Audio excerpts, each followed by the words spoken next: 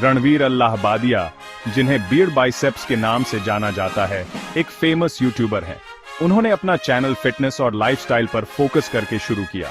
समय के साथ उन्होंने मोटिवेशन और सेल्फ इंप्रूवमेंट पर भी बात करना शुरू कर दिया। उन्होंने सेलिब्रिटीज के इंटरव्यू लिए और एक सोशल मीडिया स्टार बन गए। मिलियंस लोग उन्हें फॉलो करते हैं। उनकी सक्सेस ने उन्हें 2024 में पीएम मोदी से disruptor of the year award दिलाया। रणवीर अल्लाहबादिया मुसीबत में पड़ गए। वह इंडियाज गॉट लेटेंट नाम के एक यूट्यूब शो पर गेस्ट थे। यह शो अपने क्रूड ह्यूमर के लिए जाना जाता था। शो पर रणवीर ने इंसेस्ट के बारे में एक सवाल पूछा। यह सवाल बहुत ऑफेंसिव था। इससे तुरंत आउटरेज फैल गया। इंटरनेट पर गुस्सा फूट पड़ा। लोगों ने रणवीर के शब्दों की निंदा की। कई लोगों को लगा कि सवाल घिनौना और हार्मफुल था। फॉर्मल कंप्लेंट्स दर्ज कराई गईं। National commission for women involve हो गई। मुंबई और गुवाहाटी पुलिस को कंप्लेंट्स मिली। इस सवाल को ऑब्सेनिटी को बढ़ावा देने वाला माना गया। स्थिति क्विकली बिगड़ गई। यूट्यूब एपिसोड को हटा दिया गया। रणवीर और दूसरे गेस्ट्स के खिलाफ एफआईआर दर्ज हुई। पार्लियामेंट में भी इस इशू पर चर्चा हुई। नेशनल ह्यूमन राइट्स कमीशन ने यूट्यूब को और केयरफुल रहने के लिए कहा। इस इंसिडेंट ने ऑनलाइन कंटेंट पर बेटर कंट्रोल की जरूरत को हाईलाइट किया। सेक्शन 5, रणवीर की अपॉलॉजी। रणवीर अल्लाहबादिया ने पब्लिक अपॉलॉजी इशू की। उन्होंने अपनी गलती मानी। उन्होंने कहा कि सवाल इनएप्रोप्रिएट था और फनी नहीं था। अपॉलॉजी के बावजूद पुलिस उनके घर गई। इससे इश्यू की सीरियसनेस पता चलती है।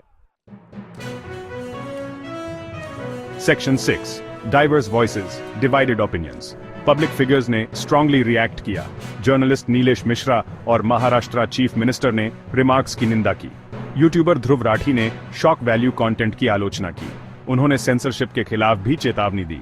जर्नलिस्ट राजदीप सरदेसाई ने रिएक्शन पर सवाल उठाया। उन्होंने इसकी तुलना पॉलिटिशियंस के हेट स्पीच के खिलाफ एक्शन की कमी से की। Section 7, freedom of expression versus responsible content. इस केस ने डिबेट छेड़ दी। एक तरफ फ्रीडम ऑफ एक्सप्रेशन है, लोगों को अपनी बात कहने की आजादी होनी चाहिए। दूसरी तरफ रिस्पॉन्सिबिलिटी है। कंटेंट क्रिएटर्स का एक लार्ज ऑडियंस होता है, उन्हें अपने कहे पर ध्यान देना चाहिए। इस केस ने इन दोनों आइडियाज को कॉन्फ्लिक्ट में ला दिया। Section 8, the need for fair proceedings. अभी लीगल प्रोसीडिंग्स चल रही हैं। जरूरी है कि लॉ को अपना काम करने दिया जाए। हर किसी को फेयर ट्रायल का ही क्यू है। आउटकम एक एग्जाम्पल सेट करेगा। यह इंपैक्ट करेगा कि इंडिया में डिजिटल कंटेंट को कैसे रेगुलेट किया जाता है। Section 9, shaping the future of digital India. Ranveer Allahbadia case एक टर्निंग पॉइंट है।